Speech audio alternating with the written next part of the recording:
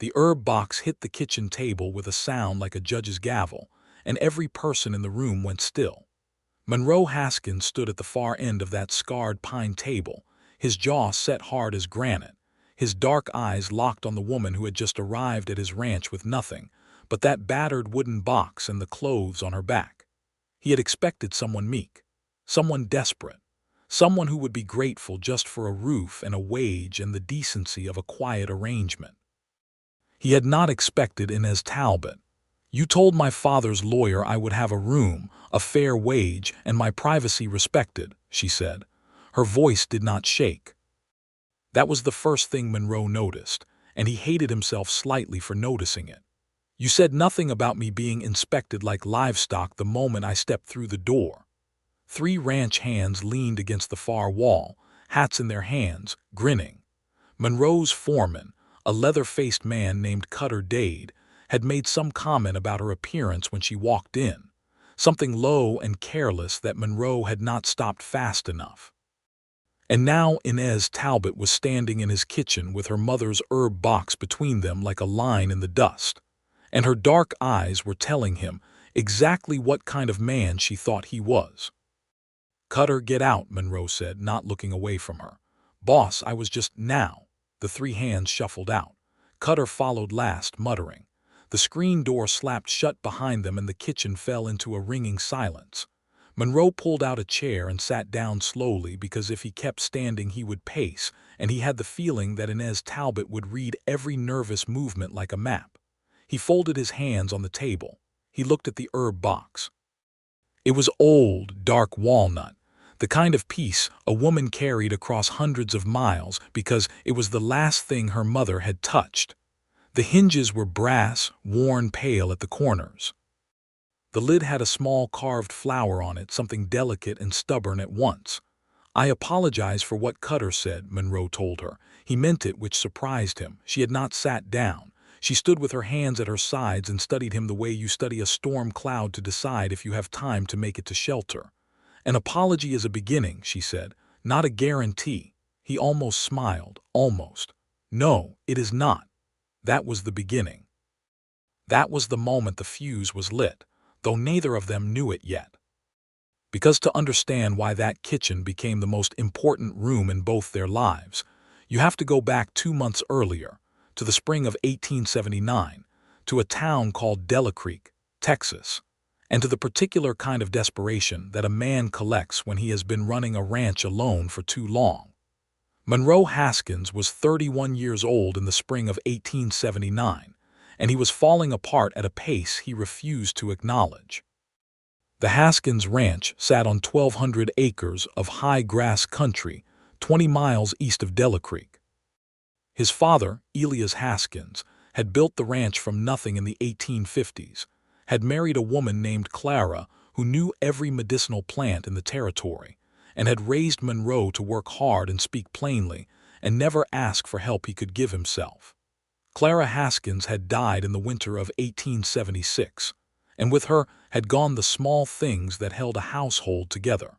The dried herbs hanging from the rafters of the root cellar, the poultices that kept infections from turning deadly, the knowledge of which plants along the creek were useful and which were poison, the warmth that radiated from a kitchen where someone cooked with intention rather than just with hunger as the only motivator. Inez Haskins had followed his wife into the earth 6 months later. Monroe always suspected his father had simply decided there was nothing worth staying for once Clara was gone. Monroe had not let himself fall apart. That would have been a form of surrender, and Haskins' men did not surrender. But the ranch had suffered in the quiet ways that no one talks about. 3 ranch hands had left in 2 years because the bunkhouse was cold, and the food was poor, and there was no sense of a home attached to the work.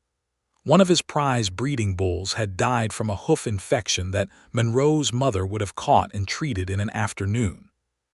A horse had gone lame from a bruised tendon that festered because Monroe had used the wrong salve, or rather had used no salve at all because he did not know which jar to reach for in the cellar. The cellar still had some of his mother's things. He had not been able to clear it out, but knowing they were there and knowing what to do with them were entirely different countries. His nearest neighbor, a widow woman named Greta Pullman, who ran a small sheep operation 3 miles south, had been telling him for 2 years that he needed to hire someone who understood plants and medicine. Someone who could manage the household side of the ranch the way his mother had. "A ranch needs 2 kinds of knowledge, Monroe," she had told him over a fence one April afternoon. "It needs the knowledge of land and cattle, and it needs the knowledge of people and plants. Your mother had one kind, you have the other. Without both, a place goes thin." He had bristled at that because it felt too close to a suggestion that he should remarry, and he was not ready for that conversation. He had not been ready for that conversation since 2 years after his mother died, when a woman in Dellacreek named Sadie Rourke had set her cap at him with a very public persistence that had made him feel like prey. He had extracted himself from that situation with minimal damage, and had thereafter regarded any romantic attention with the deep suspicion of a man who had been nearly trapped once and had learned to spot the signs. What he needed, he had finally told himself in March of 1879, was not a wife. What he needed was a housekeeper, someone capable and professional, someone who knew plants and medicine and cooking. Someone who would not arrive with romantic expectations baked into the arrangement. He had written to 3 lawyers in different towns, asking them to post a notice of employment. The notice had been plain: ranch housekeeper needed, knowledge of medicinal plants and herb preparation essential, private accommodations provided, fair wage, long-term arrangement preferred. Haskins Ranch, Dellacreek, Texas. 2 responses had come in that were immediately dismissed. One from a woman who turned out to be 73 and could not make the journey. One from a man who read the posting wrong and thought Monroe was looking for a ranch cook who specialized in venison. The third response had come from a lawyer in Abilene named George Whitfield, who wrote on behalf of his client, a Miss Inez Talbot, age 26, recently orphaned, recently dispossessed, and in possession of her late mother's complete collection of herbal remedies, plant medicines, and curative knowledge, which had been built over 30 years in the Kansas Territory and was considered, by those who knew of it, to be among the most comprehensive private collections of practical plant medicine in the region. Monroe had read that letter 3 times. Then he had written back immediately.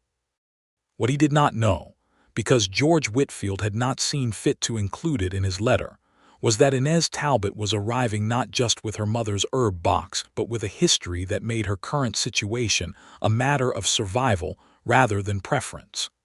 Inez had grown up in Abilene, Kansas, the daughter of a woman named Ruth Talbot, who was something of a legend among the women of the Kansas plains. Ruth had come west in 1848 as a young bride, had watched her husband Daniel Talbot build a modest but successful freighting business, and had spent 30 years learning every plant and root and bark in the territory the way other women learned scripture. Ruth's knowledge had saved lives. She had treated cholera during the outbreak of 1867. She had brought 3 babies through dangerous deliveries when no doctor was within 60 miles. She had kept her own family healthy through 2 harsh winters when sickness swept through Abilene like a scythe. Inez had grown up at her mother's knee, learning names and uses and preparation methods the way other girls learned needlework. She had an instinct for it that her mother recognized early and nurtured deliberately. By the time Inez was 20, she could identify 200 plants by sight and prepare 30 different medicinal compounds from memory. By the time she was 25, she was nearly as accomplished as Ruth herself. Then, in the fall of 1877, Daniel Talbot had died. Heart failure, the doctor said, though Inez privately thought it was the weight of the debts he had accumulated that had finally crushed him. Because Daniel Talbot's freighting business had been failing for 2 years before his death, quietly and then catastrophically, and when he died, he had left behind not just a grieving wife and daughter, but a tangle of creditors that descended on the Talbot household like vultures on a carcass. Ruth Talbot had fought them for a year and a half. She was not a woman who surrendered, but the house went. The remaining assets went. And in the winter of 1878, worn down by grief and cold, and the relentless grind of a legal fight she had not the resources to win, Ruth Talbot had died of pneumonia that she should have been able to treat herself if she had not already sold the last of her medicinal supplies to pay the lawyer who was losing her house anyway. That irony was not lost on Inez. It lived in her chest like a splinter. She had been present at her mother's death. She had sat beside the bed and watched the pneumonia take hold and spread, and she had not had a single herb, not a single compound, not even a pot of thyme water to ease the breathing, because everything had been sold. The herb box had survived only because Inez had hidden it under a loose floorboard in her room when the creditors first came, understanding instinctively that it was the most valuable thing they owned, more valuable than the furniture or the silverware or the small painting above the fireplace. When Ruth died in February of 1879, Inez was left with the herb box, the clothes in her trunk, $42 and some cents that she had earned doing laundry and mending for 3 families in Abilene, and a very clear understanding of the fact that she needed to find work immediately or her own situation would become desperate. She had gone to George Whitfield because he was the family's lawyer and because she trusted him, inasmuch as she trusted anyone in that season of betrayal. He had been the one to find Monroe Haskins's posting. He had been the one to write the letter, and he had been scrupulous enough to show Inez the letter before he sent it, which she appreciated, and honest enough to tell her that the situation was unusual but the wages offered were fair and the accommodations appeared genuine. "You understand it is a remote posting," Whitfield had said over his desk, watching her with the careful eyes of a man who was not certain he was doing the right thing. 20 miles outside Dellacreek. You would be essentially alone on a ranch with a man you have never met. "I understand," Inez said, "and you are comfortable with that." She had looked at him with the particular steadiness that her mother had passed to her along with the herb knowledge. "Mr. Whitfield," she said, "I am not comfortable with anything at the moment, but I am capable. Those are not the same thing." He had sent the letter. Monroe's response had come quickly and had been professionally worded, and had asked 3 specific questions about her experience with common ranch ailments, specifically hoof infections in horses, wound care for cuts and lacerations, and treatment for respiratory illness in both animals and humans. Inez had answered all 3 questions in detail that she suspected exceeded what he expected, because his second letter had been brief and direct. "You have the position. The wage is $12 per month plus room and board. I will expect you by the first week of May. I will arrange to have you collected from the Dellacreek depot." She had been collected from the Dellacreek depot on the 4th of May, 1879, by a ranch hand named Petey who was 16 and very shy, and who had handled her trunk with more gentleness than she expected from a boy his size, and who had looked at the herb box she carried in her lap the whole journey with something between curiosity and reverence. "That belonged to your mama?" he had asked at some point on the 20-mile ride. "It did," Inez said. He had not asked anything else, and she had liked him for that. The ranch had appeared to her first as a smell, wood smoke and grass and cattle and something else, something faintly medicinal from a kitchen garden that had gone wild and untended along the south side of the house. She had recognized sage and chamomile and mint gone to riot, and her fingers had tightened on the herb box involuntarily, because those were her mother's plants and they were dying from neglect, and something about that felt personal in a way she had not expected. Then she had walked into the kitchen. Then Cutter Dade had said his careless thing, and then the herb box had come down on that scarred pine table like a judge's gavel. Back in that kitchen, in the ringing silence after the ranch hands left, Monroe Haskins poured 2 cups of coffee from the pot on the stove and set one in front of the empty chair across from him. It was an invitation, not a command. He registered the difference himself and hoped she did too. Inez looked at the cup. Then she sat down. "The job is real," Monroe said. "The wage is real. Your room is at the top of the stairs, north end of the house, and you have a key for the lock. Those terms are firm and they will not change because Cutter Dade has a poor mouth and poor manners. What will happen to Cutter Dade's poor manners? She asked. Monroe looked at her. She was looking back at him with those dark, steady eyes, and he had the uncomfortable feeling that she was testing not just what he would say but how quickly he would say it and what his hesitation, if any, revealed about him. He will be spoken to plainly, Monroe said, and if it happens again he will be let go.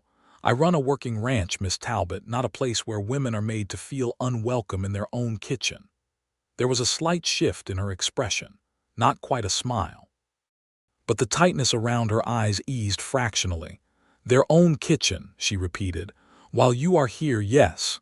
She wrapped both hands around the coffee cup. He noticed her hands then, properly noticed them for the first time. Capable hands, with the particular calluses of someone who did precise, repetitive work. The kind of hands that knew how to do things. I would like to see the root cellar and the kitchen garden before the light goes, she said. I expected you would. And I will need to make a list of supplies. Some of what I brought is dried and will last. Some compounds need fresh materials, and I will need to know what is growing locally and what will need to be ordered. George Whitfield told me you were thorough, Monroe said. George Whitfield told me you were practical, she replied. I suppose we are both working with limited information. That almost smile happened again at the corner of his mouth, and he was careful to turn toward the window before it became something visible. He showed her the root cellar that evening as the sun went flat and orange over the western ridge. She went down the cellar steps ahead of him with a lamp, and he watched her stop at the bottom and hold the lamp high and go very still in a way that told him she was taking everything in at once before she moved or spoke. His mother's dried herbs were still there, some of them. The ones that had survived 3 years of neglect and the occasional confused intervention by ranch hands who had sometimes grabbed the wrong dried bundle to flavor a stew, not knowing what they were taking. The shelving was dusty. Several jars had gone bad, the wax seals darkened and sunken, but the bones of it were there, the structure, the intention. Your mother built this, Inez said. It was not a question. Clara Haskins, Monroe said from the bottom step. She died 3 years ago this winter. Inez moved through the cellar slowly, touching jars, reading the labels that Clara had written in a precise hand, lifting dried bundles to her nose. Monroe watched her from the doorway and felt something happen in his chest that was unfamiliar enough to make him want to step back from it. She moved through his mother's space like she belonged there, not with the intrusion of a stranger, but with the understanding of someone who had grown up in exactly this kind of room. Much of this is still good, she said quietly. The ones that went bad, the seal is obvious. But the valerian, the yarrow, most of the chamomile, the elderflower, these are all still viable. She turned to look at him. Your mother knew what she was doing. She did, Monroe said. He heard the flatness in his own voice and knew she heard it too. That was grief, 3 years worn smooth but still there, a stone under the water. Inez turned back to the shelves. The garden needs work. I saw sage and mint and chamomile growing wild on the south side of the house. They are not dead, just overgrown. I can bring them back in a few weeks. What do you need? She turned again and looked at him with a kind of frank assessment that he was beginning to realize was simply her way. She did not look at things sideways. I need a good pair of shears, a spade, some stakes and cord for training the climbing plants, and someone to help me turn the soil if the ground is hard. I will have Petey help you. Petey seems like a good choice, she said, and he heard a warmth in her voice when she mentioned the boy that suggested the ride from Dellacreek had made an impression. They climbed back out of the cellar into the cooling evening. The sky was going purple, and the cattle were moving to the lower pasture in that easy, purposeful drift that Monroe always found calming. He watched her look out at the land, at the grass and the ridge and the first stars appearing, and he wondered what she thought of it. Whether it looked like a beginning or a sentence. I will start a proper inventory in the morning, she said, of both the cellar and the garden. Good, he said. She picked up her lamp and walked back toward the house. He stood in the yard a moment longer, watching the dark come down over the ridge, and tried to identify the unfamiliar thing in his chest. He could not find a clean name for it. He settled on cautious, which was at least honest.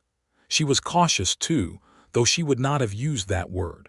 She would have said watchful. Inez Talbot had learned watchfulness the hard way, from a season of loss and betrayal, and the specific education that comes from having people you trusted fail to be what you thought they were. The first 2 weeks on the ranch were a kind of careful negotiation conducted mostly without words. Inez moved into the rhythm of the household with a quiet competence that Monroe observed and could not entirely put down. She was up before him most mornings, and he would come down to find the kitchen already smelling of herbs and coffee and something purposeful. She began restoring the garden with Petey's willing assistance, and within 10 days the south side of the house looked like something his mother might have recognized. She also began, almost immediately, to make herself useful in the practical medical sense that the ranch had been lacking. On the 4th day, one of the ranch hands named Davis came in from the pasture with a deep gash on his forearm from a fence wire, and Inez cleaned and dressed it with a poultice of calendula and honey that she had put together from her own supplies before Monroe even fully registered what was happening. By the time he looked up from the table, it was done.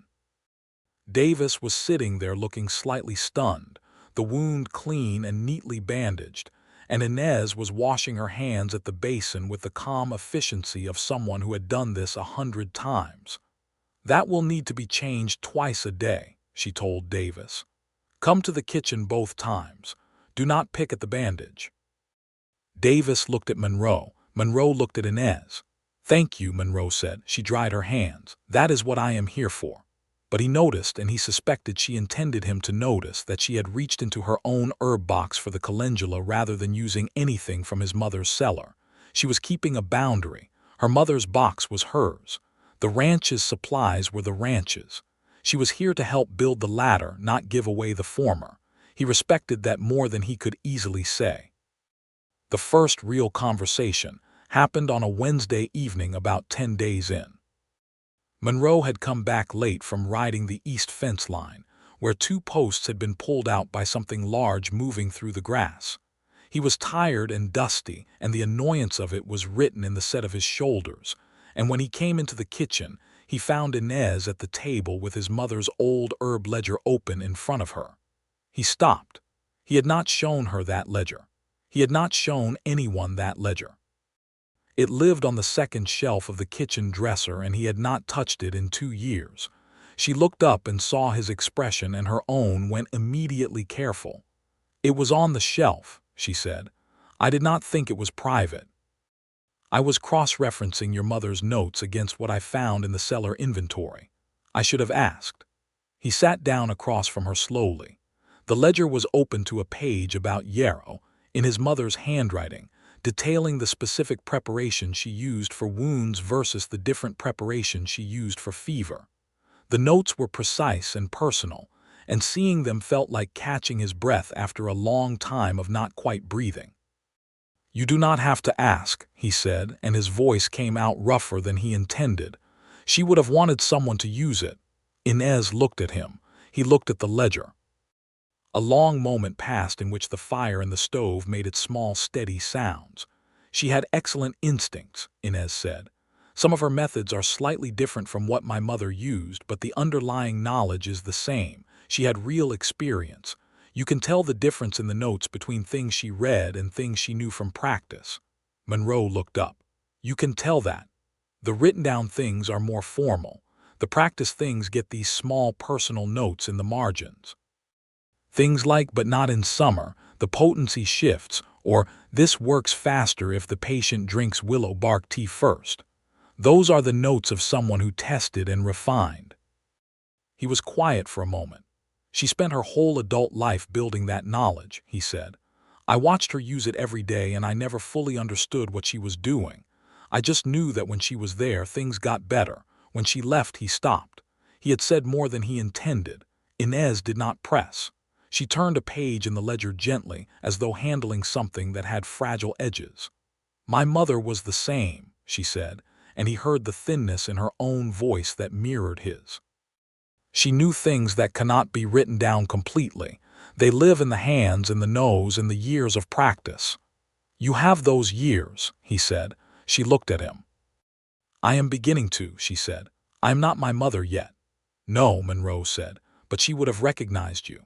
He did not know why he said it. It was true, but it was also more personal than he had meant to be, and he felt the exposure of it the moment the words were out. Inez looked at him for a moment that stretched slightly past comfortable, and then looked back at the ledger, and he was grateful for the reprieve. But he noticed that after that evening she did not replace the ledger on the shelf. She kept it at the end of the kitchen table under a small piece of cloth, as though she was in the middle of something she would return to. Cutter Dade remained a problem, though a quieter one after Monroe spoke with him plainly the morning after Inez arrived. Cutter was 44 years old and had been on the Haskins ranch for 6 years, and considered himself the de facto authority in the household in the absence of a permanent mistress. He was not a bad man, exactly. He was a man who had not been required to adjust his understanding of how things ought to be, and Inez's presence required considerable adjustment. He did not make crude comments again. Monroe had been very plain about what that would cost him, but Cutter had other tools. He ate her cooking in silence without acknowledgement. He referred to her in front of the other hands as the herb woman rather than Miss Talbot, which was technically not wrong but was designed to diminish. He had a habit of leaving the kitchen in a deliberate state of disorder after taking something from it, so that Monroe would find Inez having to clean up messes she had not made. Monroe noticed. He was not certain that Inez knew he noticed, because she dealt with Cutter's small provocations with a patience and a distance that he found both admirable and slightly unnerving. She did not complain.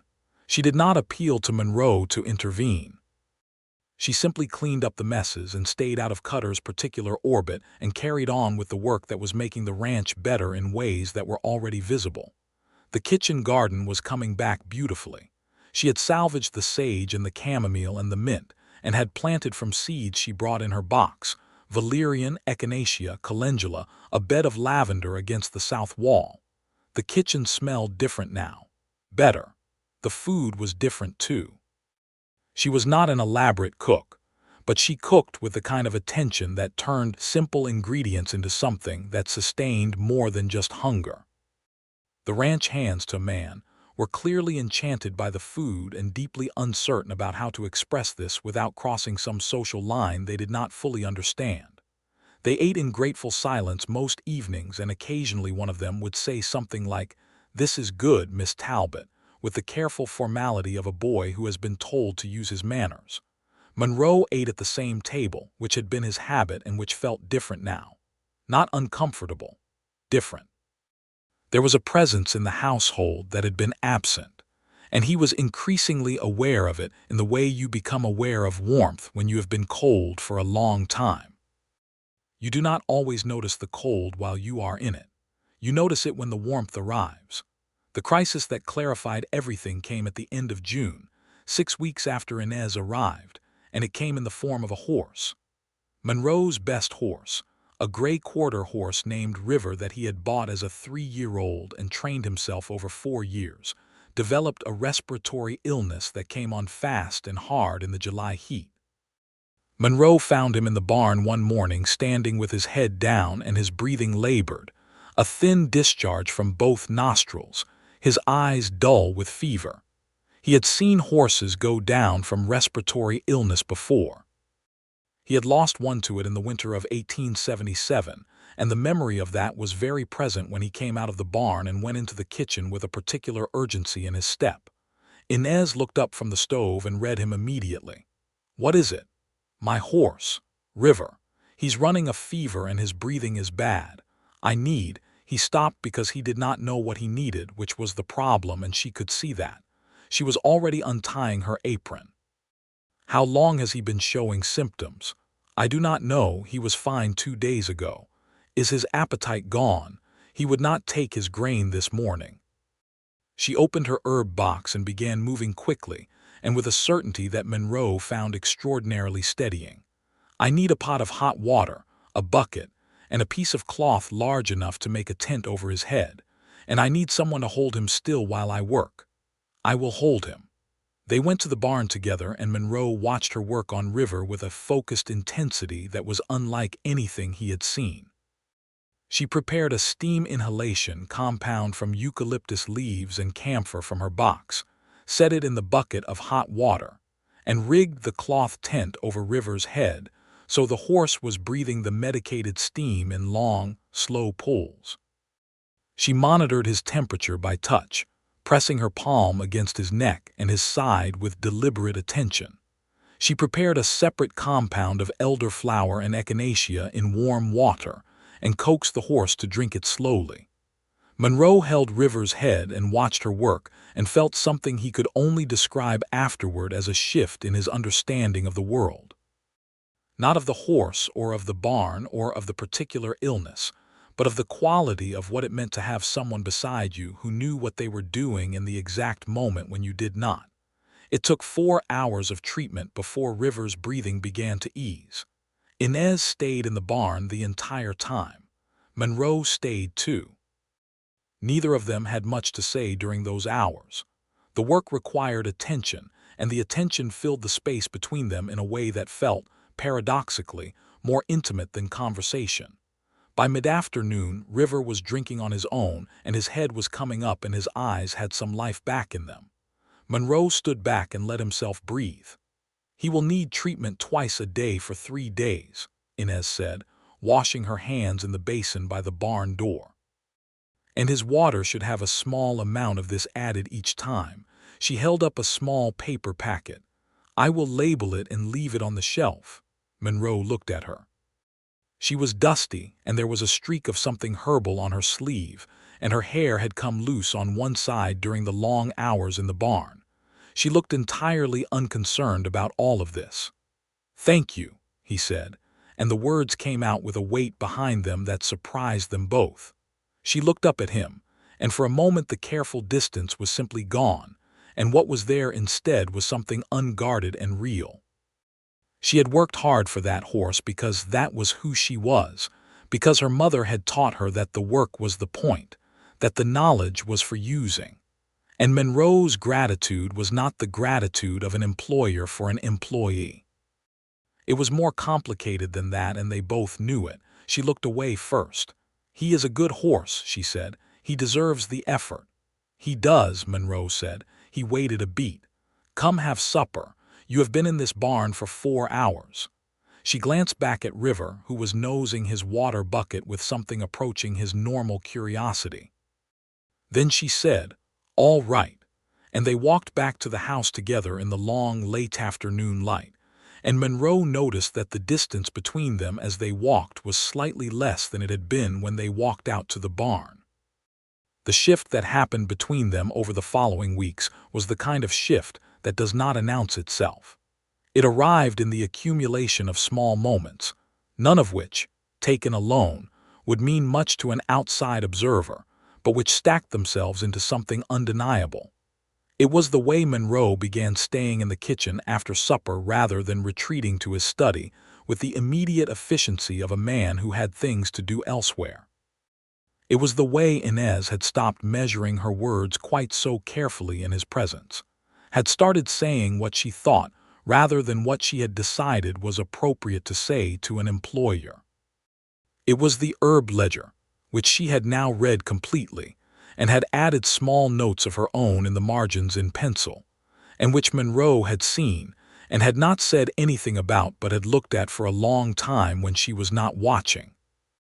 It was the evening in mid-July when a thunderstorm came down off the ridge with very little warning, and the kitchen garden took a heavy wind, and Inez ran out into the rain to stake the valerian before it bent over and broke.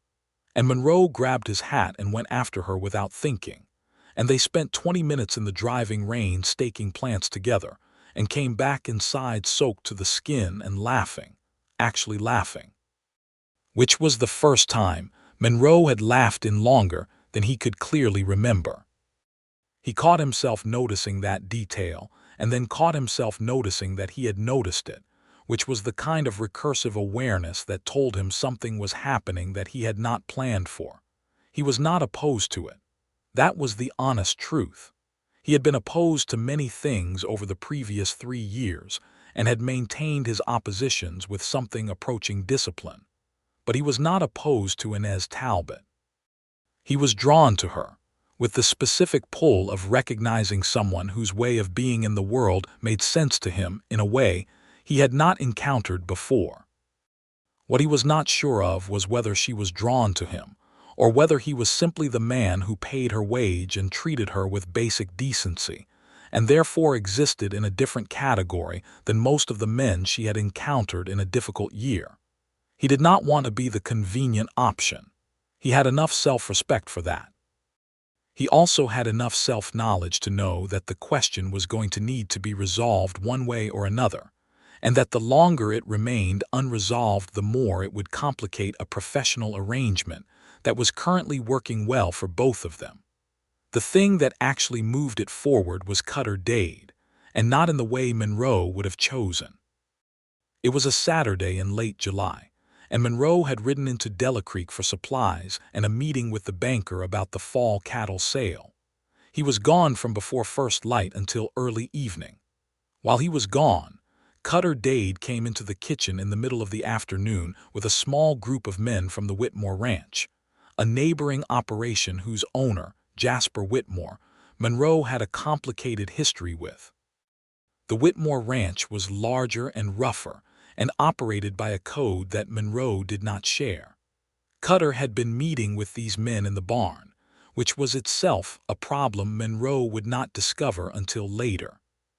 But they came through the kitchen, and one of them, a broad man with a flat face named Garvey, made a remark about Inez that was not a small careless comment like Cutter's had been on the first day.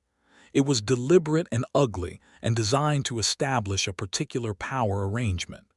Inez was at the kitchen table working on her supply list when they came through. She stood up. Garvey said his piece. And what happened next was what Petey told Monroe about that evening, when Monroe came back to find Inez in the garden and Cutter conspicuously absent from the bunkhouse. Inez had told Garvey that he would leave the kitchen immediately, or she would ensure that he left the ranch immediately, and she had said it in a voice Petey described as like the wind before something breaks loose, and she had been holding the bone-handled kitchen knife with a calm that Petey clearly found both impressive and alarming. Garvey had looked at her and looked at the knife, and had decided that the kitchen was not where he wanted to be after all. When Monroe heard this story from Petey, standing in the yard in the long evening light, he felt several things simultaneously. The first was a surge of something fierce and protective on Inez's behalf that told him very plainly exactly what he felt about her, more plainly than any of the small accumulated moments had. The second was a cold and specific anger at Cutter Dade, who had brought those men to this ranch, and who had allowed that situation to occur through his own deliberate negligence. The third was a kind of quiet but enormous admiration for Inez herself, who had handled the thing and had not waited for Monroe to come back and handle it for her, because she was Inez Talbot and she did not wait. He found Cutter that evening at the far end of the bunkhouse. He said what needed to be said. He said it plainly and without raising his voice, which was more frightening than shouting, and when he was done he told Cutter he had until morning to clear his bunk and his gear. 6 years of work counted for something, so the dismissal was clean and without further trouble. But it was final. Then he went to find Inez.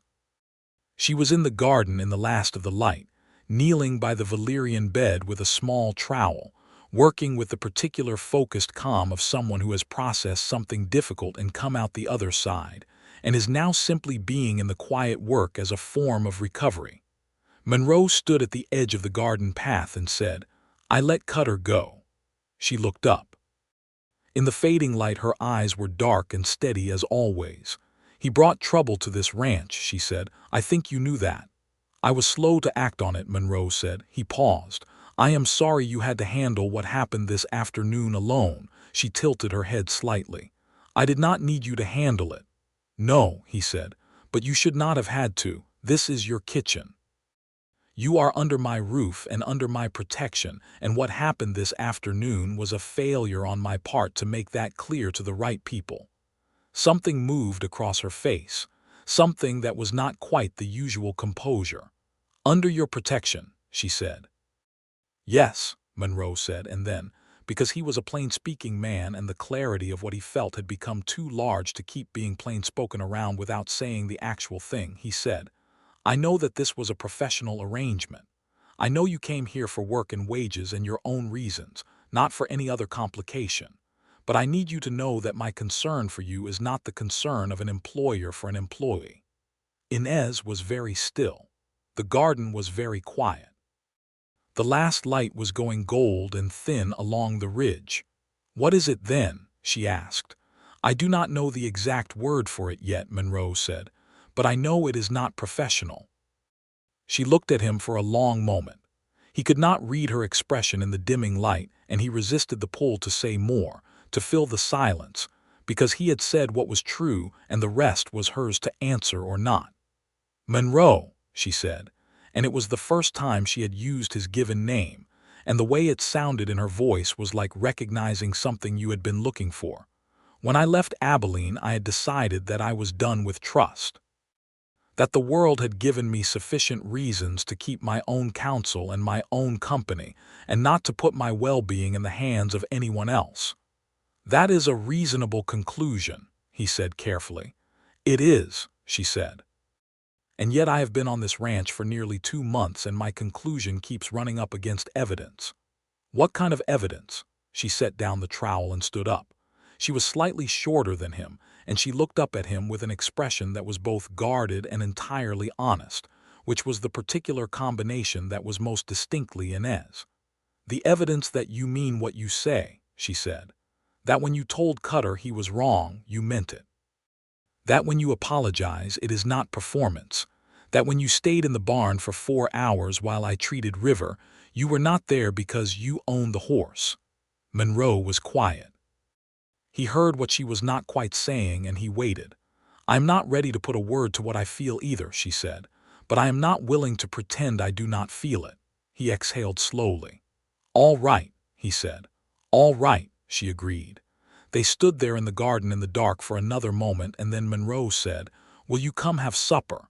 In the tone of a man who is treating the ordinary as precious because he has just been reminded that it is. And she said yes, and they walked back to the house together in the full dark, and this time there was no careful distance between them at all. What grew between them over the following weeks was both slow and fast, in the way that things grow when the ground has already been prepared, and the seed just needed the right conditions. It was slow because they were both people who had been damaged by loss, and who had learned that care required caution. It was fast because the conditions on a working ranch do not leave much room for the formalities and distances of parlor courtship. They were in each other's company from morning to evening. They made decisions together about the household and the medicine and the garden. They learned each other's moods and habits, and the particular ways each one expressed what they were not saying aloud. Monroe learned that, when Inez was troubled, she went very quiet and very precise in her movements, as though giving the difficulty a wide berth to exist in while she figured out how to address it. He learned that she had a dry, sharp wit that emerged only when she was comfortable, and that its emergence was therefore a reliable indicator of where she was in her regard for you. He learned that she read every night before sleep, and that she had brought 4 books from Abilene, and that she reread them when she was anxious because familiar language was a kind of anchor. Inez learned that Monroe showed his feelings through action in a way that required some translation. When he was worried about her, he would appear with something practically useful: a better lamp for her room, a pair of leather gloves for garden work, a second blanket left folded at the foot of the stairs during the first cold spell of August. He did not say, I am worried about you. He said, here is a thing that will make your situation less difficult, which was the same statement in a different language. She found, after some initial skepticism, that she preferred his language to its alternatives. They began talking in the evenings with a regularity and depth that exceeded anything either of them had expected. They talked about their mothers with the particular intimacy that shared grief permits. They talked about the ranch and the land, and what Monroe wanted to build with it over the next decade. They talked about Inez's knowledge, which Monroe had become genuinely fascinated by, asking questions about plant medicine with a curiosity that was not performative, but rooted in his understanding that this knowledge was what made his ranch functional, and that its holder was extraordinary.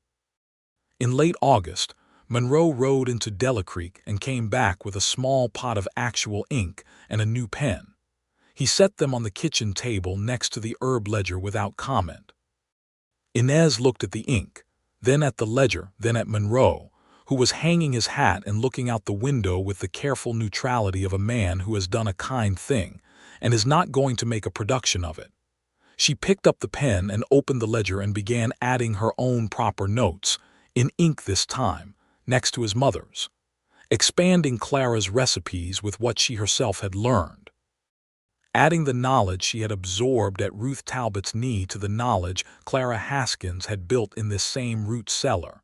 Two women's lifetimes of learning, meeting on the page. Monroe came to look over her shoulder at some point. He stood close enough that she could feel the warmth of him. He said, "My mother would have liked yours." Inez said, "I think so too."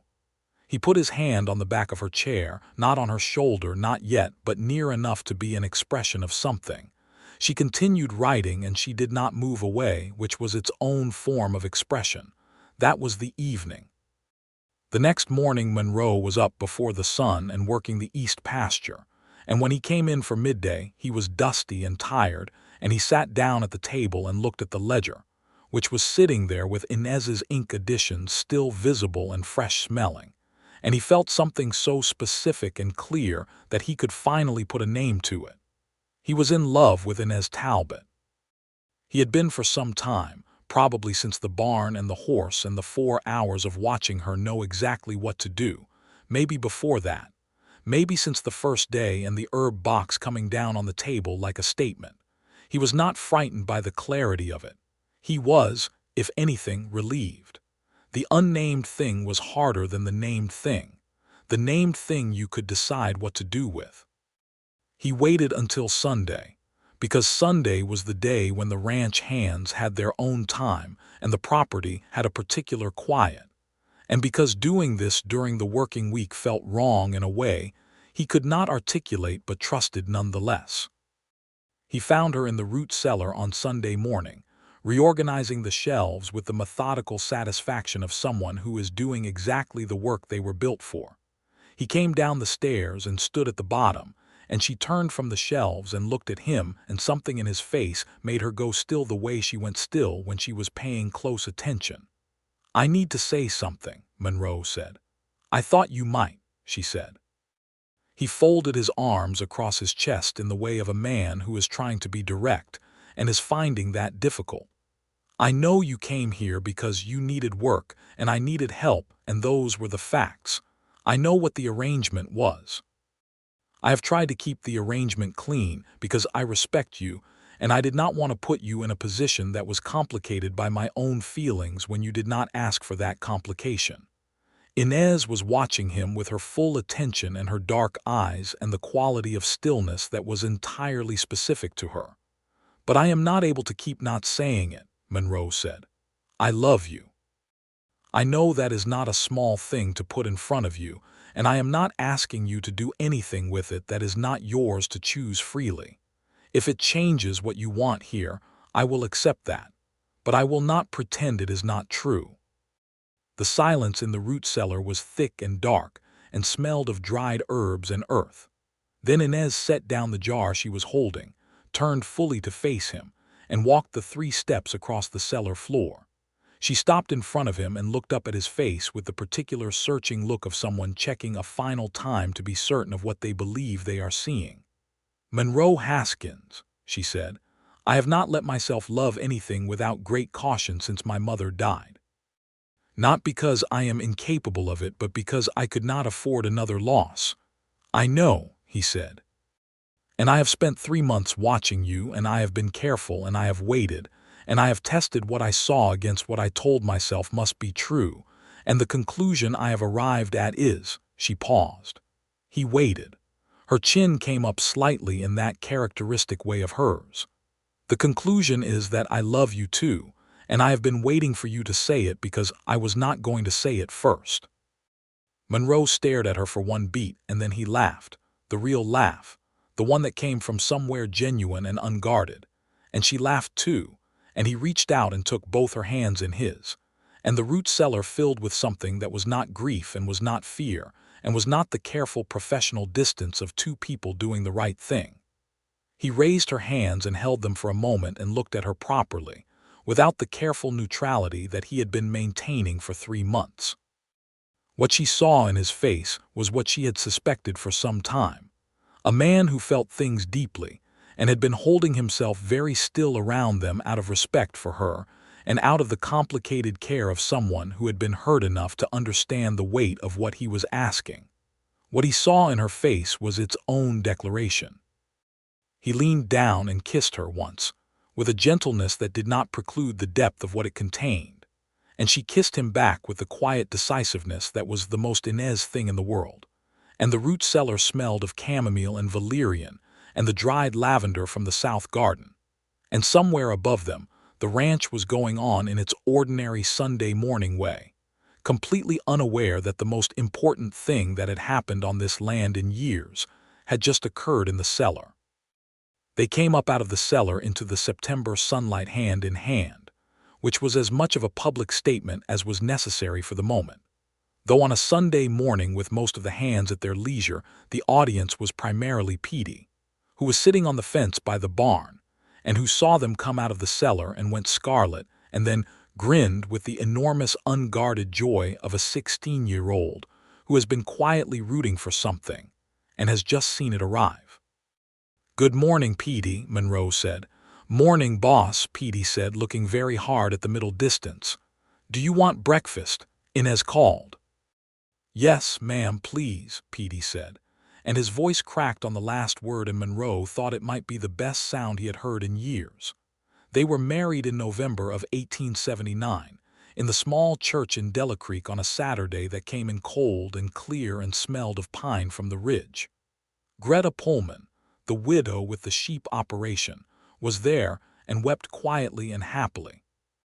Petey had cleaned his boots to a mirror shine and stood so straight throughout the ceremony that one of the older hands told him afterward he looked like he was expecting a military inspection.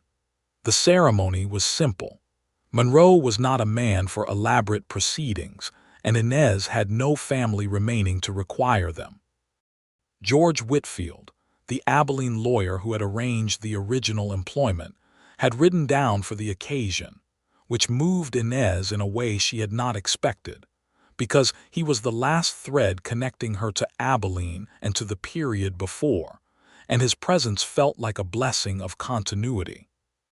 Monroe's wedding gift to Inez was the root cellar itself, which he had spent 3 weekends in October repairing and improving.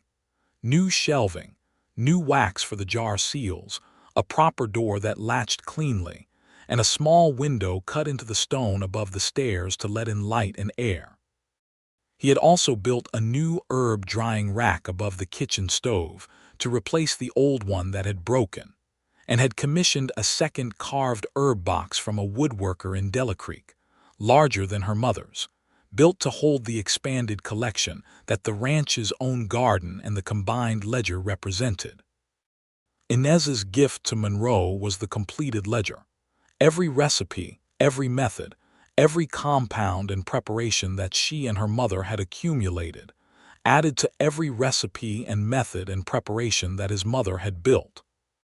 2 lifetimes of knowledge integrated into one document, written partly in Clara Haskins's precise hand and partly in Inez Talbot's careful ink, with all of Inez's own additions, and at the front of it a small dedication she had written.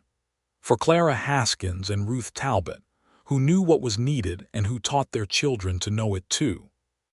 Monroe read that dedication standing in the kitchen on their wedding morning with his jacket half on and his hat in his hand, and his eyes doing something that he would have preferred not to happen in the kitchen with Petey and two ranch hands in earshot. He turned to the window for a moment. When he turned back, his expression was the steady, clear-eyed expression of a man who has been given something that reaches the deep places and has decided to carry it with the care it deserves. "Thank you," he said. "Thank you," she replied, and they understood each other completely. The winter of 1879 into 1880 was a good one on the Haskins ranch. Not an easy one, because no winter on the Texas high grass was easy, but a good one in the way of things that are hard and manageable at once.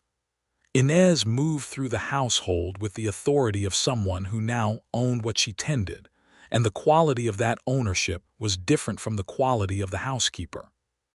It was personal and permanent, and it showed.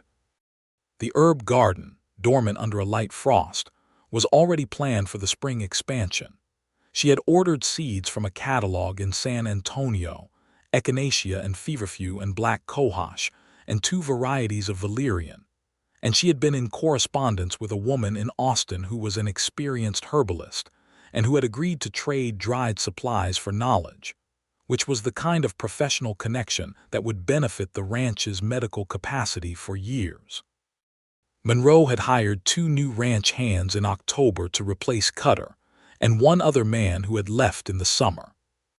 The new men, brothers named Eli and Thomas Crane, were quiet and competent and treated Inez with the straightforward respect of men who had been told clearly what the expectations were, and who had no reason to behave otherwise.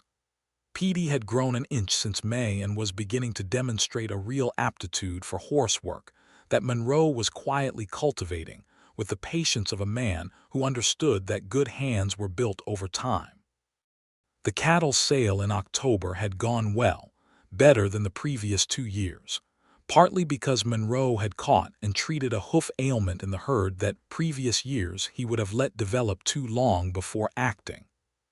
He had caught it because Inez had pointed it out during one of her morning walks around the pasture, where she had taken to making observations about animal health as part of her general rounds with the same attention she gave the garden. Monroe had looked at the hoof she indicated and said, "How did you see that?" "My mother treated horses too," Inez said. "She said the animals and the people mostly needed the same things. The dosages were different, but the principles were the same." He had hired a proper veterinarian from Dellacreek to confirm the diagnosis and begin treatment, but the diagnosis had been Inez's, and the quick action had likely saved 3 or 4 animals from being lost.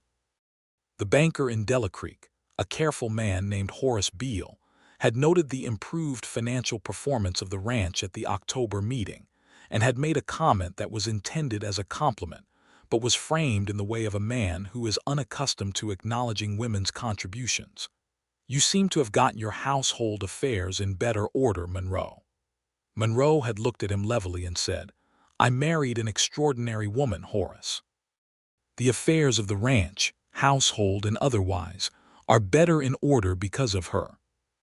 Horace had blinked and then had said, with more sincerity than Monroe expected, "I will note that in the ledger then," which was about as much acknowledgement as Horace Beale was ever going to produce, and Monroe accepted it on behalf of both of them. The news came in December, a cold, clear morning when Inez had been moving slowly, and Monroe had noticed but had not asked because she had a way of telling him things when she was ready and not before. She came into the kitchen where he was doing the morning accounts, and she sat down across from him and said, "I believe we will be 3 by August." Monroe looked up from the accounts. He looked at her face, which was composed and watchful and trying to read him before it committed to an expression. He set down his pen. He felt the thing happen in his chest that had been happening with increasing frequency since November, the thing that was made of warmth and gratitude and the specific awe of a man who has been given more than he had the prior experience to understand how to receive gracefully. "August," he said. "Approximately," she said. I am more experienced at treating these things than dating them precisely. He reached across the table and took her hand. He held it the way he held valuable things, carefully, with the awareness of their worth. "How are you?" he asked. "Cautious," she said, and also she paused. The composed expression shifted into something more unguarded than he had seen on her face outside the root cellar in September. "Also very happy," she said, in spite of the caution. "Both things can be true," Monroe said. "Both things can be true," she agreed. He carried the news around all day with the careful joy of something too new to be rough with. By evening he had told Petey, who went red and shook Monroe's hand with an earnestness that Monroe found profoundly touching. Eli and Thomas Crane received the news at supper with the dignified satisfaction of men who felt themselves to be part of something that was building in the right direction. That night Monroe lay awake in the dark long after Inez had gone quiet beside him, and he thought about his father and his mother, and the ranch they had built, and the fact that it had come very close to diminishing. And then he thought about a battered walnut herb box with brass hinges arriving on a scarred pine table in May.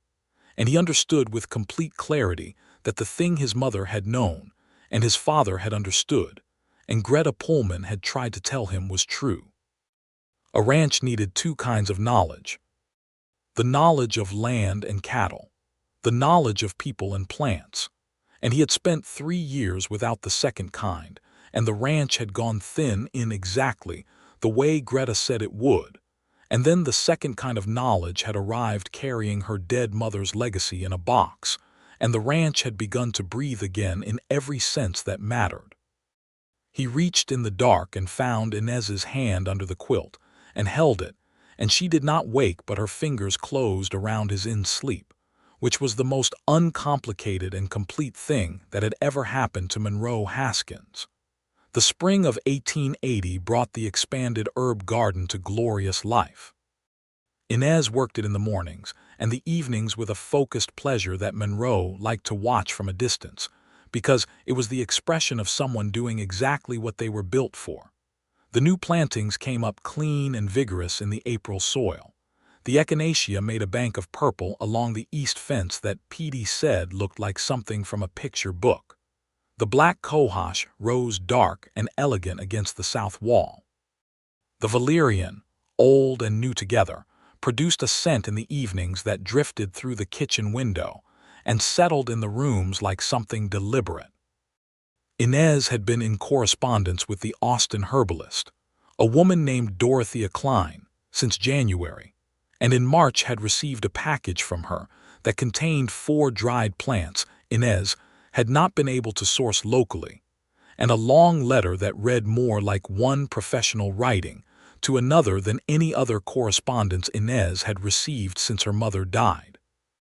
She had read it 3 times and shown it to Monroe and said, "She knows her field," with the particular satisfaction of someone who has found a peer. Monroe had read Dorothea Klein's letter carefully and had suggested that Inez invite her to the ranch, which had surprised Inez. "She is in Austin," she said. "Austin is a long way," Monroe agreed, "but you have been without someone to talk to professionally. I watch you working with that ledger and I know I am not an adequate conversational partner for the technical aspects. You need someone who speaks the same language." She had looked at him for a long moment. "You are consistently surprising," she said. "I try to be useful." "You are more than useful," she told him quietly. Dorothea Klein did not come until September, which was after the baby had arrived, but her letters continued through the summer and became one of the things Inez looked forward to most. The summer of 1880 was warm and busy and full. Monroe rode the east and west pastures daily and managed the herd through a dry July with the careful attention of an experienced rancher who has been through enough dry Julys to know the signs. Inez managed the household and the garden and the medical needs of the ranch, which were considerable in summer. 2 snake bites, 1 broken finger, a bout of heat exhaustion, and an eye infection that swept through the herd before she caught and treated it. She worked through July with the added weight of pregnancy that she carried with the same composed practicality she brought to everything, refusing to reduce her work on grounds that discomfort was not incapacity. Monroe worried. He did not express this as worry. He expressed it as extra trips to the cellar to make sure the ice from the January cutting was holding, as arriving home earlier from the pasture on the hottest days, as the appearance of a proper rocking chair on the porch one morning that had not been there the evening before. Inez sat in it the first evening and looked at him across the porch and said, "The chair is very comfortable." "I am glad," he said, looking at the middle distance. "Monroe." "Yes." "Stop worrying." He looked at her. "I'm not certain I can," he said, which was the most honest thing he had said since September in the root cellar, and it made her smile with the full warmth that she did not deploy frequently, but that, when it arrived, was the most completely lovely thing Monroe had ever seen. Their son was born in the first week of August, 1880, on a morning that came in with a pink sky and the smell of the late summer garden through the open window. The birth was attended by Greta Pullman, who had some experience in these matters, and by a doctor from Dellacreek named Raymond Forbes, who arrived in time to be useful, and who found that Inez's own knowledge made the whole proceeding considerably more straightforward than most. Monroe was outside the bedroom door for 6 hours. Petey sat with him for 3 of them, which Monroe appreciated more than he said. When Dr. Forbes came out and told him it was a boy and that Inez and the child were both well, Monroe sat down on the bench in the hall and put his elbows on his knees and his face in his hands for exactly 30 seconds, which was the amount of time he allowed himself to be completely undone by relief, before he stood up and asked to go in. Inez was sitting up in bed with the look of someone who had done something enormous and was still taking stock. She was pale and tired and completely herself.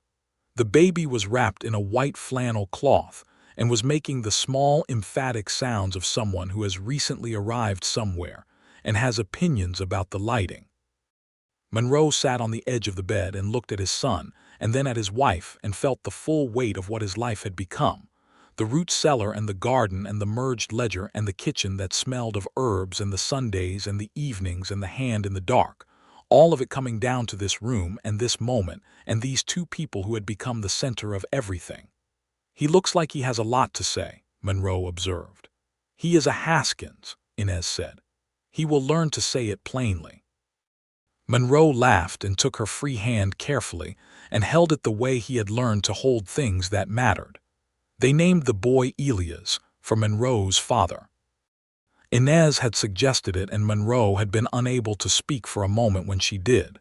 She had held his gaze and said, "He built what we are living in. He should be in it." Elias Haskins proved, over the following months, to be a child of decided character. He was healthy and emphatic, and had from his earliest weeks an apparent fascination with anything that smelled strongly, which, given the nature of the household, meant he spent a great deal of time in the kitchen and the root cellar with an expression of intense concentration. Inez said he was going to know the name of every plant in the cellar before he could read, which Monroe said was entirely possible and probably strategic. Dorothea Klein arrived in September of 1880 as she had promised. She was a small, energetic woman of 40, with the brisk, expert manner of someone who had spent a long time being right about things. She and Inez sat at the kitchen table for 3 straight hours on the first afternoon, and Monroe, who came through the kitchen twice on legitimate errands, heard them talking in the rapid technical shorthand of 2 people who have found, unexpectedly and delightfully, someone who speaks their specific language. He came through the second time and caught Inez's eye, and she gave him the smallest possible nod, which was her way of saying thank you, and also you were right, and also I am very happy. He took both pieces of information and went back to the pasture feeling like a man who is exactly where he is supposed to be. Dorothea stayed for 2 weeks and left with a standing invitation to return and a promise to send 2 varieties of medicinal plant that the Haskins garden did not yet have. She and Inez began a correspondence that would last, Monroe later understood, for the rest of their lives. The autumn of 1880 saw the ranch in the best condition it had been in since before Monroe's mother died. The cattle sale was strong. The herd was healthy. The bunkhouse had been replastered and 2 windows replaced, and the hands were fed well and treated fairly, and none of them left that winter, which was notable enough that Greta Pullman mentioned it approvingly when she came for supper in October. Greta Pullman, who had been widowed for 8 years and who ran her sheep operation with the self-sufficient dignity of a woman who had learned to need nothing from anyone and had never quite gotten used to how lonely that was, found the Haskins table increasingly difficult to leave at the end of an evening. Monroe noticed and said nothing, because it was none of his business, and Inez noticed and said nothing, because she was Inez and she did not push. But they exchanged a look about it once, the particular married look that contains a whole unspoken conversation, and both of them smiled. The ranch grew through 1881. Monroe expanded the east pasture by leasing the adjacent land from a neighbor who was consolidating his operation elsewhere. The herd increased. The herb garden had been expanded twice, and was now a proper productive space that Inez managed with the help of Eli Crane's wife, Marta, who had arrived from Oklahoma Territory in June with her husband's traveling chest, and a curiosity about the garden that Inez had cultivated deliberately and successfully. Marta was 22 and eager, and had no prior knowledge of plant medicine, but a good instinct and a willingness to learn that Inez said reminded her of herself at 20, which was the kind of comparison that carried its own particular weight. Inez was also, by late summer of 1881, teaching. Informally at first, Marta, and then one of the women in Dellacreek who came to her after her daughter had a severe fever and traditional treatment had failed. Word spread in the quiet, particular way that useful knowledge spreads in small communities, and by the fall of 1881 Inez was seeing 3 or 4 people a month from town, and the surrounding ranches who came with medical questions that the doctor in Dellacreek either could not answer or charged too much to answer. Monroe watched this develop with interest and then with a specific, quiet pride that he expressed by adding a second treatment table to the root cellar workshop, which was the most practical acknowledgement he could offer of something he found almost too large to address directly. Inez had found him standing at the new table one morning, checking the joints. "You built this," she said. "Thomas and I built it," he said. "The proportions are a proper working height for you. I measured." She stood behind him for a moment and he turned and she was looking at him with an expression that combined gratitude and love and the particular quality she had of seeing him clearly, seeing all of him and finding the view entirely acceptable. "Monroe Haskins," she said, "you say things by doing them." "I know," he said. "It is a limitation." "It is not a limitation," she said. "It is you." She stepped forward and kissed him once, firmly, in the daylight in the root cellar, with the morning coming through the new window above the stairs. He put one hand on her face and held the kiss a moment longer than she had perhaps intended, and she laughed quietly when they separated, and he felt the laugh against his palm, and that was the thing he would remember most from that particular morning. In November of 1881, Inez told him at breakfast that Elias would have company by the following summer. Monroe was quiet for a moment, and then he said, "Is it too soon?" She tilted her head. "Are you asking from a practical perspective?" "I am asking from a how are you perspective," he said. "I am well," she said. "I am better than well. I am exactly where I want to be." She paused. "I was not planning for this to happen quite yet. But I find I am not unhappy about it." "Neither am I," Monroe said. "I want you to know that." "I do know that," she said. The second pregnancy moved through the winter and into the spring of 1882 with the household organized around it in the way that a household organized around its most important things. Elias, now 20 months old and with a vocabulary that exceeded what Monroe had expected at this age, had become deeply interested in his mother's herb work and spent mornings toddling after her in the garden, with the grave purposefulness of an apprentice who has not yet been formally hired. The baby was a girl, born in June of 1882 on an evening when the light came long and gold through the bedroom window and the garden outside was in full summer bloom. Dr. Forbes came again, and Greta Pullman was there again, and this time Monroe was slightly better prepared for the 6 hours, though not fully, because there was no fully prepared for this particular form of waiting. She was healthy and vigorous and looked, to Monroe's eye, like Inez. He said so when he came into the bedroom, and Inez, tired and glowing and absolutely present, looked down at the baby and said, "She has your ears." "My ears are serviceable," Monroe said. "They are perfectly good ears," Inez said. They named her Ruth, for Inez's mother.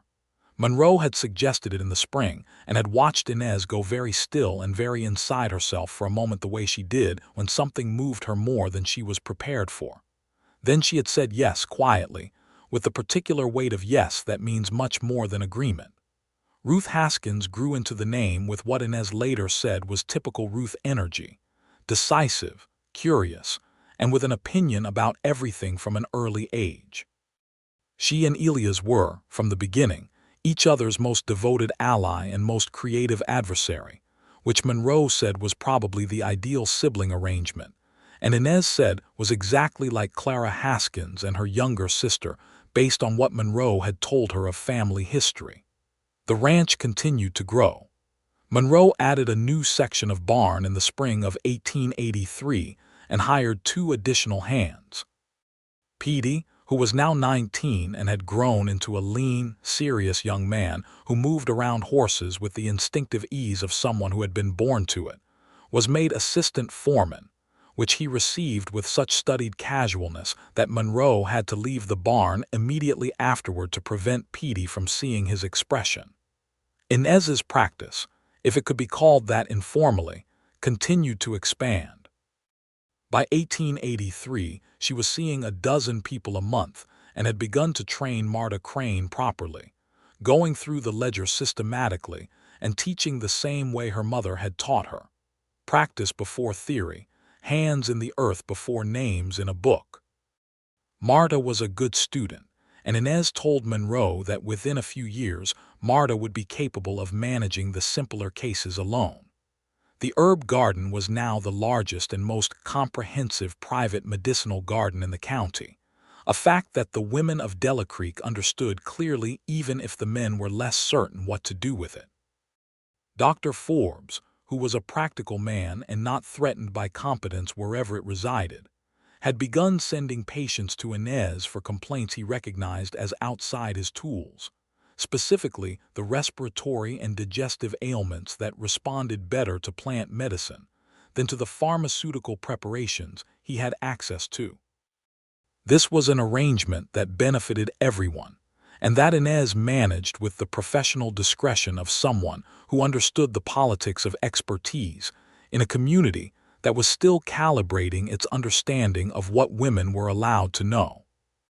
Monroe had, on one occasion, heard a man in the Dellacreek General Store making a comment about herb women and old superstition, and had said 2 sentences in response that were very quiet and very specific, and had produced a silence and a rapid topic change that satisfied him completely.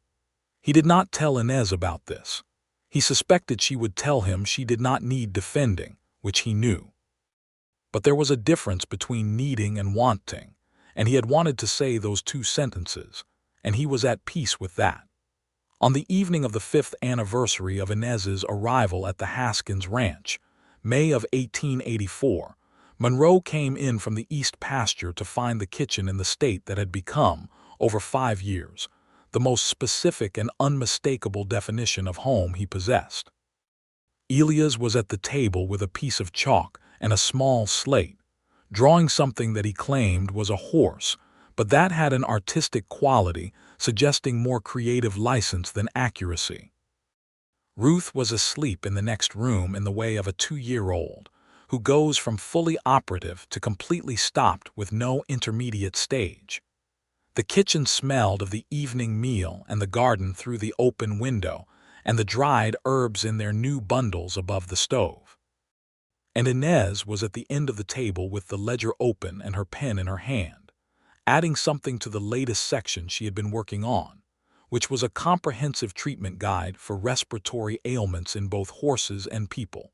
Drawing on her own experience and Dorothea Klein's contributions, and everything Clara Haskins had noted about the same subject 20 years before. She looked up when he came in, and she looked at him with those dark, steady eyes that he had first seen across a scarred pine table in this same room. And in them was 5 years of everything. The root cellar and the barn and the garden and the storms and the grief and the laughter and the 2 children sleeping and awake, and the merged ledger and the mornings and the evenings, and every conversation that had built what they were to each other. "I missed you today," she said, which was not something she said often because she was Inez and she was deliberate about what she said, which meant that when she said it, it was exactly true. Monroe took off his hat and hung it and sat down across from her at the table that had been the beginning of everything, and he reached across and put his hand over hers on the ledger. "I know," he said. "I missed you too." Elias looked up from his slate and examined his parents with the grave forensic interest of a 4-year-old who is cataloging how adults behave. "Papa," he said, "Miss Marta says the echinacea is blooming." "It is," Monroe said. "Mama said it took 3 years to bloom properly." "Most good things take time," Monroe said. Elias considered this with the expression of someone storing information for future use, then returned to his horse-shaped drawing. Inez looked at Monroe across the ledger, across the scarred pine table, across 5 years of a life that had been built from nothing but a herb box and an employment notice, and the particular alchemy of 2 people who turned out to be exactly what the other one needed. She squeezed his hand. He squeezed back. Outside, the summer garden was alive with the smell of everything her mother had taught her to grow. Below the house, in the root cellar that had been rebuilt and expanded and filled with knowledge from 2 women's lifetimes of learning, the shelves were full. The ledger between their hands was almost full too, thick with the combined inheritance of Clara Haskins and Ruth Talbot, and Inez herself, all of it annotated and cross-referenced and dated, a document that was both a practical guide and a love letter to every woman who had understood that knowing how to care for people was not a small thing, but the largest thing, the thing that made ranches and families and communities possible. Monroe Haskins had said, on the evening that Inez arrived, that the ranch had needed both her and her mother's herb box for years. He had not known then how much more he meant than he understood. He had not known that what the ranch needed was not just a woman with knowledge, but a specific woman with specific knowledge and specific courage, and a specific way of being in the world that was the other half of what he knew himself to be. He had not known that the herb box was not just a collection of remedies but a heritage and a promise and a declaration, that it had been carried across hundreds of miles and hidden under a floorboard, and held in a lap for 20 miles in a buckboard for the specific purpose of arriving at this table, in this kitchen, in this life. Inez Talbot had arrived with her mother's herb box and nothing else. And Monroe Haskins had been right that the ranch had needed both for years. But what neither of them had known, on that first sharp May morning in 1879, was that what the ranch needed most was not medicine or cooking or a restored cellar or an organized garden, though it needed all of those things and received them, but the particular thing that grew in the space between 2 people when they are honest with each other and patient with each other, and willing to say the true thing even when the true thing is frightening. They had built that thing from a confrontation across a pine table and a cup of coffee and a root cellar and a sick horse and a thunderstorm in the garden and a night in September and every ordinary and extraordinary morning since. They had built it out of 2 dead mothers and 2 kinds of grief and 2 collections of hard-won knowledge, and the understanding that both kinds of knowledge were required and neither was sufficient alone. And on a summer evening in 1884, with Elias drawing a horse on a slate and Ruth asleep in the next room and the garden alive outside the window, it was simply the most present, most real, most utterly sufficient thing in the world. This kitchen, this table, this man, this woman, this life that smelled of chamomile and valerian, and the particular rightness of being exactly where you were supposed to be. Monroe looked at Inez across the ledger and felt all of it. The past and the present and the future that was already growing, already taking shape in the way of things that have good roots. And he knew, as certainly as he had ever known anything, that his mother and her mother were both present in this kitchen, not as grief but as inheritance, and that the best thing he had ever done was write a plain, practical notice that a ranch needed a housekeeper with knowledge of medicinal plants, and the best thing Inez Talbot had ever done was answer it. The lamp on the table made a warm, small light. Elias hummed over his drawing. The garden breathed through the window. And Monroe Haskins and Inez Talbot held hands across the table in the kitchen of a ranch that was whole. And the night came down over the high grass country gentle and complete. And everything that needed to be resolved had been resolved. And everything that needed to grow was growing. And there was nothing left that was not exactly right.